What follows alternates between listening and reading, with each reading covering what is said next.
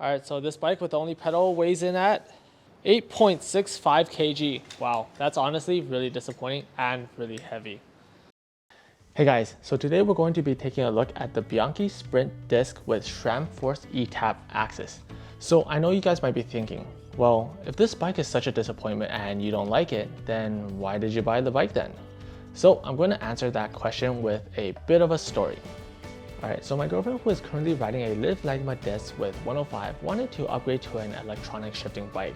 So after tons of searching online, we finally found this bike, this Bianchi Sprint disc, which is a size 47 here. Yeah, it's so hard to find bikes these days.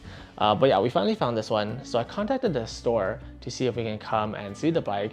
And it turns out that this bike was still in their warehouse, so it was in the box, unbuilt.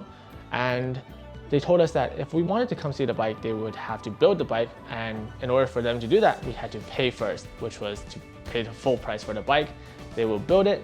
And then afterwards, we can come pick up the bike, take it home for a few days, and then see if we like the bike. If we like it, we keep it. If we don't like it, we return it. So yeah, it's kind of a weird system. I don't really like it, but it's just how it is because of COVID and whatnot. So yeah, that brings us back to this moment right here. So we have the bike here. We got a chance to take it out for a few rides. The weather's pretty nice these days, so very lucky for us. We got a chance to take it out for a few rides. And so in this video, I'm going to give my thoughts and opinions and just a quick overview of this Bianchi Sprint disc and let you know how it is. PS, I don't think we're going to keep this bike. Alright, so the Bianchi Sprint disc, which is Bianchi's entry-level all-rounder bike. This frame size is a size 47 and made out of carbon. This paint color is black, and unfortunately they were all sold out of the Celeste Gloss, which is Bianchi's signature color, and I think every Bianchi should be in that color. But honestly, this black color looks pretty nice as well, which matches really nicely with the SRAM Force Groupset, which also has a black gray theme to it. Yeah, so this all black bike looks really nice, really stealthy. And then on Bianchi's website, it doesn't actually specify what type of carbon they use, but when I rode it around for the weekend, I found this bike to be really responsive and stiff. So yeah, the power transfer was great, but it was actually really stiff, kind of like uncomfortable while riding over bumps and stuff. Every little small bump, I can feel it, it sends it through the bike. It was just very uncomfortable to ride it. And I only rode it for a short amount of time, so I can't imagine on long rides. I think this is gonna be a very harsh ride, but it's also really responsive, so it's kind of like a trade-off. But I think for me, it's a little bit too harsh for me to really enjoy the bike. But overall, I think the frame is really nice, and the paint and finish is really well done as well. There's a lot of detail here on the bike. Here on the side of the top tube, we have the Sprint logo, and then all throughout the bike, on the top tube, down tube, and even the fork, we have these Bianchi print, and it's slightly raised. And here in the middle of all those print, we have a silver one that stands out, and then the rest are all in like this faded color. Here at the front, we have the Bianchi crest, which is made out of this like metal looking thing, but it's actually a soft touch rubber, so really cool. It actually looks like metal. And all throughout the bike angles are very angular. This fork has a really unique shape. There's a defined line that runs along the middle of the fork, creating like a very like angular fork. And then here at the down tube, we can actually kind of see the same angular design over here. And this bike does have drop seat stays. However, I don't really like this design where it's a single piece and it forks out. I much prefer the designs of the SL7, Tarmac SL7, where it comes out like on both sides. But yeah, this bike, it kind of reminds me of a Pinarello F8, F10, F12. And then I think on the Pinarello F, they changed the design of their drop seat stay. So I guess because they're both Italian bikes, I guess they have a very similar design where the drop seat stay kind of looks like a fork.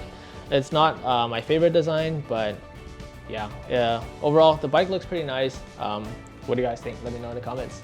So coming along to the group set, this bike has full SRAM Force eTap 12-speed with hydraulic disc brakes. So this group set is on the same tier as Shimano Ultegra Di2, which is one tier below their top level Dura Ace. So this Force group set is one tier below SRAM's Red eTap. So the unique thing about this group set is that it's fully wireless, unlike Shimano's setup. The levers here and then the front derailleur and rear derailleur each speak wirelessly with each other, and so they each have their own battery. The ones here in the front lever have this coin cell battery, and then the ones here in the front derailleur and rear derailleur have this battery, which you can clip out like this over here, and you can swap this between the front and the back, and we just clip it back in. Yeah, like that. Cool. So coming along to the front shifter, you'll notice that each shifter has one big button, and this button controls the rear derailleur and moves it down a gear. This left one here controls the rear derailleur as well, moving up a gear. If you want to shift the front ring, you're gonna have to click both of them together, and it'll shift between the big gear and the small gear. I really like the click of this shift lever. It has a really nice hollow sound to it. Yeah, really nice. Yeah, sounds really nice. Cool. So one thing I don't really like is that the shift levers are a bit on the bigger and bulkier side.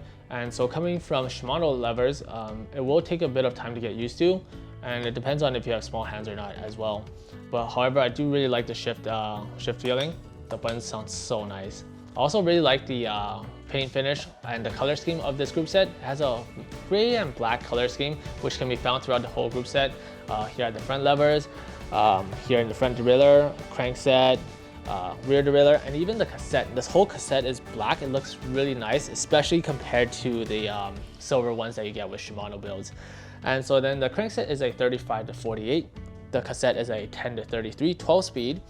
And you'll notice that the chain has a flat top, which looks really nice. I really like this design. And so the reason why they designed it like this is because this group set is 12 speed, so then the chain needs to be thinner, so they reinforce it with by making the top flat. Really nice design. I really like this group set. This crankset, however, doesn't include a power meter. Finally, coming along to the brakes are 160 millimeters in the back and 160 millimeters in the front. Alright, so that about covers the positives about this bike. And honestly, the rest of this bike is very disappointing. So let's start off with the seat post here. To my surprise, the seat post is actually made out of aluminum. It's a very standard round seat post, aluminum. And honestly, at this price point of $7,200 Canadian, this should be carbon, but to my surprise, it's aluminum. So very disappointing. And here at the seat clamp over here, when I first saw this bike, I'm like, oh, there's a missing rubber piece that should go over the seat clamp over here. But there isn't. So this is just how it is. This is an exposed seat clamp, so there's no rubber flap to guard it, unlike most of the other bikes out there. So dirt and dust will start to go in, and it's gonna be disgusting after a while. Cockpit wise, no hidden cables. You just have your two exposed cables for the brakes, front brake and rear brake. Honestly, it's a very ordinary finish. Just your stock Veloman aluminum stem and then aluminum handlebar. And then the bar tape is this styrofoamy bar tape. Is not very grippy, and then it's just it's just whatever. And yeah, and the wheel sets are aluminum Fulcrum Racing 618. They're tubeless ready, however this one's not set up tubeless, and then the wheels are Victoria Rubinos. So yeah, very standard setup. Honestly, the finishing kit on this bike is pretty disappointing. All aluminum parts. Yeah. Oh wow, this thing's heavy. Holy. Wait, what? Huh. This is the quietest free hub I've ever heard. Wow. There's no sound to it at all.